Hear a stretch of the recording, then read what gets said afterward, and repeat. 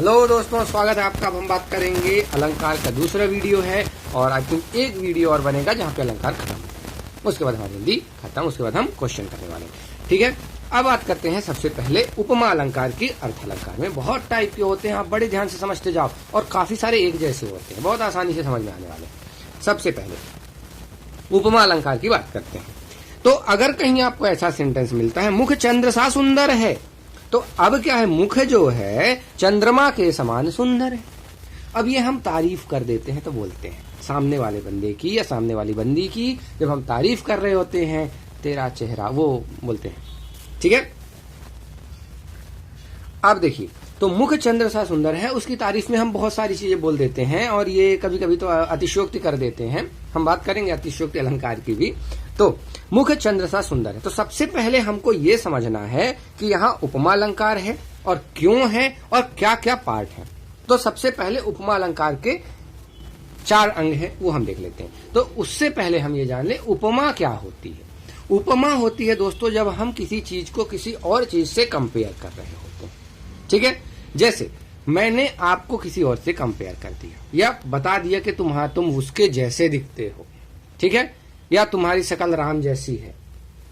तो जब हम किसी चीज से किसी और को कंपेयर कर देते हैं उसको हम बोलते हैं, वहां पे उपमा होती है। और जब वहां से उसको कंपेयर करने से एक अलग मजा आ जाए, जब आप किसी की तारीफ कर रहे हो और बोल रहे हो कि आप चांद भी इतना सुंदर नहीं जितना सुंदर तुम्हारा मुखड़ा है, तो वहां पे क्या हो जाएगा, अलंकार आ जाएगा और वो उपमा अलंकार हो जाएगा। ठीक है, तो उपमा अलंकार में दोस्तों 4 अंग होते हैं। सबसे पहले इन 4 अंगों के बारे में हमको बहुत अच्छे से समझना पड़ेगा। एक होता है बड़े ध्यान से समझिएगा क्योंकि इन पे क्वेश्चन बहुत आते हैं, बहुत ज्यादा आते हैं। अगर आपने एसआई वगैरह के पेपर दिए हैं तो आपको पता होगा। एक होता है दोस्तों उपमेय या फिर प्रस्तुत। अब देखिए, कभी कभी यहाँ पे आगे क्वेश्चन मिलेंगे उपमेय में उपमान की संभावना हो या प्रस्तुत का अप्रस्तुत से वर्णन हो, तो आप इन 2 चीजों को बड़े ध्यान से समझें। प्रस्तुत क्या होता है, जो हमारे सामने प्रेजेंट है, और वो कौन होगा जिसको हम बता रहे हैं, जिसकी तारीफ कर रहे हैं। अब तारीफ से समझें, बड़े आराम से समझ में आएगा, अदरवाइज नहीं आएगा। तो जिस बंदे की, मान लीजिए मेरी कोई दोस्त है, वो मेरे सामने खड़ी है, मैं उसकी तारीफ कर रहा हूं, ठीक है, तो वो जो मेरे सामने खड़ी है तो वो हो गई प्रस्तुत। ठीक है, प्रस्तुत होगी और उसको ही उपमेय बोला जाएगा। तो ये आप याद रखें। मान लीजिए मैं अपनी दोस्त की तारीफ कर रहा हूं तो वो उपमेय है। अब मैं किसी से भी उसकी तुलना कर दूं, चांद से कर दूं, सूरज से कर दूं, दुनिया से कर दूं, जिससे भी कर दूं, वो बात की बात है, लेकिन वो उपमेय है, वो मेरी दोस्त। ठीक है, आप बिल्कुल सोच सकते हो अपने दोस्त के बारे में। ठीक है, चलिए, तो वो मेरे सामने प्रस्तुत है और वो हो गई उपमेय। ठीक, तो वही चीज है जिसकी उपमा दी जाए। इसका मतलब ये है जिसको हम कंपेयर कर रहे हैं किसी और से। ठीक है, तो जिसकी हम तारीफ, उपमा की जगह आप तारीफ लिख लें तो बड़े आराम से आपको याद रहेगा। तो जिसकी तारीफ की जाए वो है उपमेय या प्रस्तुत, और जिससे की जाए यानी जिससे उपमा दे रहे हो, जिससे बराबरी करवा रहे हो, वो है उपमान। तो मैं जब बोलता हूं कि तुम्हारा चेहरा चांद जैसा है, तो चांद यहाँ पे है उपमान और अप्रस्तुत। अब देखिए, चांद हमको तो नहीं दिखता, उनका चेहरा दिखता है, तो चेहरा हो गया प्रस्तुत, चांद हो गया अप्रस्तुत, और ये हो गए उपमेय और ये हो गया, चांद हो गया उपमान। तो जब भी आप याद रखें इनको, तो चांद और इनको याद रखें, याद रखने में आसानी होगी। तो हमारी जो दोस्त है वो हो गई उपमेय और चंद्रमा जो है वो है उपमान। अब एग्जाम्पल में कुछ भी आ सकता है तो हम उसको उस हिसाब से मान लेंगे। तो उपमेय और उपमान आई थिंक आपको क्लियर हो गए। अब होता है दोस्तों समान धर्म या गुण। तो जब दोनों में जो चीज गुण स्पष्ट पाया जाता है, अब देखिए, चंद्रमा भी सुंदर है, हम ऐसा मानते हैं, हमारी दोस्त भी बहुत सुंदर है, वो भी हम मानते हैं। अब हम कंपेयर कर रहे हैं ना कि तुम्हारा चेहरा चांद सा सुंदर है। ठीक है, तो हम क्या कर रहे हैं कि चंद्रमा को भी सुंदर बता रहे हैं और उसके चेहरे को भी बता रहे हैं। तो उन दोनों में कॉमन गुण क्या है, सुंदरता। सुंदरता कंपेयर की गई, तो सुंदरता वो गुण है जो दोनों में है। तो दोनों में पाया जाने वाला जो उभयनिष्ठ गुण है वो है सुंदरता, और उसको हम बोलते हैं क्या, समान धर्म, मतलब दोनों में जो समान है। ठीक है, तो आप इन चीजों को लिख लेना तो आपको याद रखने में आसानी होगी। एक चीज और होता है सादृश्यवाचक शब्द। तो उपमेय व उपमान की समता बताने वाले शब्द। अब देखिए एग्जाम्पल से, मुख चंद्र सा सुंदर है, ठीक है। तो मुख क्या हो गया यहाँ पे उपमेय, ये मेरे सामने प्रेजेंट है, ये हो गया प्रस्तुत। चंद्रमा प्रस्तुत नहीं है, ये हो गया उपमान। सुंदरता दोनों में कॉमन है, ये हो गया उभयनिष्ठ गुण यानी कि समान धर्म। क्वेश्चन में आपसे ये भी पूछा जा सकता है, आपको एक एग्जाम्पल दे देगा और बोलेगा इसमें बताओ उपमेय कौन है, इसमें उपमान कौन है, इसमें उभयनिष्ठ गुण कौन है और इसमें सादृश्यवाचक। तो सादृश्यवाचक वर्ड वो वर्ड है जो दोनों में बराबरी को बताता है, तो ये है सा। तो जब आप क्वेश्चन करोगे मुख सुंदर है किसके जैसा, तो आंसर मिलेगा चंद्रमा जैसा। तो ये जो सा वर्ड है ये है समान सादृश्यवाचक, ठीक है। तो मुख किसके जैसा सुंदर है, चंद्र सा, तो चंद्र के जैसा, तो ये बताएगा सादृश्यवाचक। तो यही उपमेय व उपमान की समानता या समता बताने वाले शब्द हैं। यह आपको सा मिल सकता है, या आपको ऐसा मिल सकता है, जैसा मिल सकता है, ज्यों मिल सकता है, सदृश मिल सकता है और समान मिल सकता है। तो ये चीजें आई थिंक आपको क्लियर है। अब ओके, ये तो हो गया। उपमा पे और आ जाते हैं। अब उपमा के 4 अंग हमने देख लिए, अब बात करते हैं थोड़ा उपमा के बारे में, कितने तरह की होती है। अंग अलग चीज होते हैं और टाइप्स अलग होते हैं। तो सबसे पहले बात करेंगे पूर्ण उपमा और लुप्तोपमा के 2 टाइप होते हैं। पूर्ण उपमा वो चीज होती है जिसमें उपमा के चारों अंग मौजूद हो। चारों अंग कौन से हैं, उपमेय, उपमान, समान धर्म और सादृश्यवाचक शब्द। ये चारों अगर मौजूद हैं तो वो कहलाएगा पूर्ण उपमा। जैसे मुख, उपमेय, उपमान, समान धर्म, सादृश्यवाचक, चारों हैं भाई, ये तो पूर्ण उपमा हो गई। अब 1-2 अंग अगर गायब हो गए, कोई सा 1 हो, 2 हो, 3 गायब हो गए, 3 तो वैसे भी गायब नहीं हो सकते, 2 ही गायब, भाई कंपैरिजन ही नहीं होगा जब नहीं होगा, ठीक है। तो 1, 2 या 3 अंग अगर ऐसे गायब हो गए तो वो कहलाता है लुप्त उपमा। जैसे मुख चंद्र सा है, यहाँ क्या गायब हुआ, सादृश्य, वो सादृश्यवाचक तो मान लो है, वो एक जो सा होता है, चंद्र सुंदर है यानी उभयनिष्ठ गुण यानी कि समान धर्म जिसको हम बोलते हैं वो गायब हो गया। तो मुख चंद्र सा, अब देखिए अंतर क्या है, ये सुंदर गायब हो गया और 1 गायब हो गया यानी कि ये लुप्तोपमा हो जाएगा। तो बड़ा आसान, आई थिंक आपको क्लियर हो गया। आवाज आती है दोस्तों, बड़ा मजेदार। प्रतीप अलंकार उपमा का उल्टा। अब हमने क्या बोला कि नहीं, तारीफ कम थी, मुख चंद्र सा सुंदर नहीं है, ये जो चंद्र है ये मुख जैसा है, मुख सा चंद्र, चंद्रमा ही मुख जैसा है भाई, मुख ज्यादा सुंदर है, चंद्रमा मुख जैसा सुंदर है। अब ज्यादा ही हो गई हालांकि बात। तो यहाँ पे होता है प्रतीप अलंकार। तो जब उपमान को उपमेय से आप कंपेयर करते, अभी आप क्या कर रहे थे, उपमेय जो हमारे सामने प्रेजेंट था उसको हम बोल रहे थे उपमान जैसा है।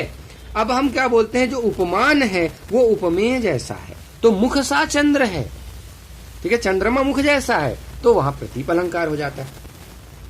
अब इनके दोनों के कॉम्बिनेशन से एक और बनता है उपमेय उपमा। प्रतीप और उपमा मिल गए। उपमा क्या बोल रहा है, उपमेय का उपमान से कंपेयर कर रहा है। प्रतीप करता है उपमान को उपमेय से उल्टा करता है, और इन दोनों को मिला दो, दोनों को ही करा दो, तो फिर ये हो जाएगा उपमेय उपमा अलंकार। यानी मुख सा चंद्र, मुख सा चंद्र ये प्रतीप हो गया, और चंद्र सा मुख ये उपमा हो गई। एक ही बात को 2 उल्टा बार कहेंगे, मुख सा चंद्र और चंद्र सा मुख है, ठीक है। तो यहाँ तो प्रतीप हो गया और यहाँ उपमा, और चूंकि दोनों एक ही लाइन में लिखे हैं यानी उपमेय उपमा, ठीक है। ये चीज आई थिंक क्लियर है। अब आते हैं अनन्वय। अनन्वय अलंकार। अनन्वय अलंकार का मतलब होता है दोस्तों ना अन्वय। अब होगा ये कि अब हम उपमान उपमेय को खा गए, खा लिए, भूख लग रही थी, एक ही वस्तु को उपमेय व उपमान दोनों बोल देना। अब ना तो कोई उपमेय है ना कोई उपमान है, एक ही वस्तु है, बस हो गया। जैसे मुख मुख ही सा, अब मुख को कंपैरिजन मुख से ही कर रहे हैं। जैसे लड़का तो लड़का ही है, हमने बहुत बात करी थी, कहाँ पे, लाटा नुका। मुख मुख ही सा, अब ये मुख जो है ये अपने दोस्त का मुख है, और ये मुख जो है ये एक यूनिवर्सल मुख है, तो हमने मुख को मुख से ही कंपेयर कर दिया, किसी और से कंपेयर ही नहीं किया। लो, तो यहाँ पे क्या हो गया, एक चीज हम खा गए, वो हो गया नान्वय। एक ही वस्तु को उपमेय बोल दिए और उपमान दोनों। अब किसको आप उपमेय बोलोगे और किसको उपमान बोलोगे? एक ही है दोनों, मुख तो मुख ही है। राम से राम, सिया से सिया। भाई राम तो राम के जैसे हो गए, सिया तो सिया की जैसी हो गई। अब कंपेयर ही नहीं कर रहे हो आप, राम को राम से कर दिए, सिया को सिया। अब किससे कंपेयर? तो उपमेय और उपमान आप दोनों। अब क्वेश्चन ऐसा भी आता है, कैसा?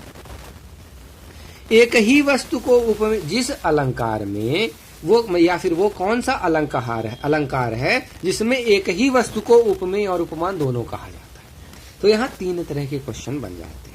आपको ये भी पता होना चाहिए इसमें कौन सा अलंकार है, या फिर एक क्वेश्चन दे देगा उपमा अलंकार का उदाहरण है, या फिर अनन्वय का उदाहरण है, और ऐसे 4 एग्जाम्पल दे देंगे। या फिर एक तीसरा टाइप होगा कि इस तरह से क्वेश्चन पूछ लेगा, ये स्टेटमेंट दे देगा और बोलेगा इनमें कौन सा अलंकार होता है, ये कौन सा अलंकार होता है।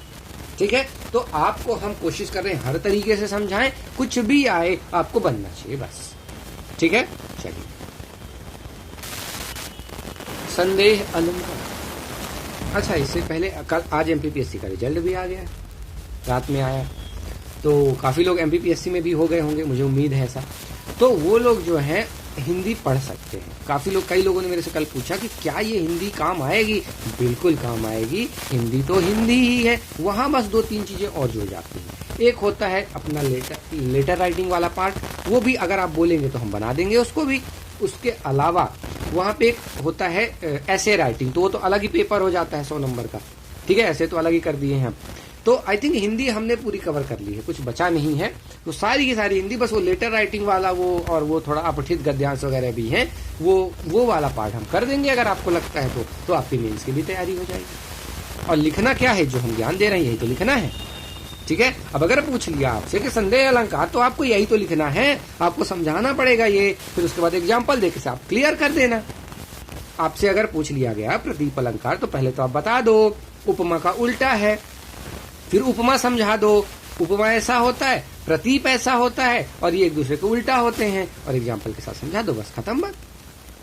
और उपमा अलंकार अगर कहीं आ गया 5 नंबर का, लेकिन 3 नंबर का, 3 नंबर का आता है, और 6 नंबर के जो क्वेश्चन आ गए, तो उपमा के दोनों टाइप बता दो, उपमा के 4 अंग बता दो, विधेय के एग्जाम्पल दे दो, बस पूरे आपके 6 नंबर पक्के हैं। तो ऐसे आप कर लो। ठीक है, तो आप बिल्कुल एमपीपीएससी मेंस में बिल्कुल काम आने वाली है हिंदी। ठीक है, चलिए अब आते हैं बात संदेह अलंकार। संदेह आप समझते हैं, संदेह करना, किसी पे शक करना।